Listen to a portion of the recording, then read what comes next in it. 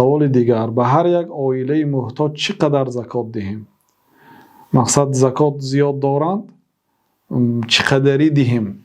علما رحمت الله علیه در این باره دو قول دارند، میگویند که فمنهم من قال یعطی کفایت سنه، به یک سال کفایت کننده. ما این را در نوار زکات را به 8 گروه داده می شود بیان کردگی هستیم.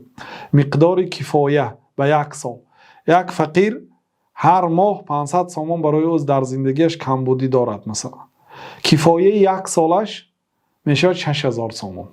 این کفایه یک سال، یعنی به کفایه به یک سال آینده کفایه کننده مال داده میشد.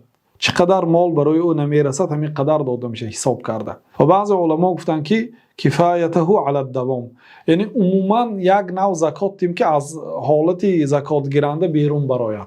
همین زکات تیم که سال دیگر عموما همین آدم زکات گیر نماند.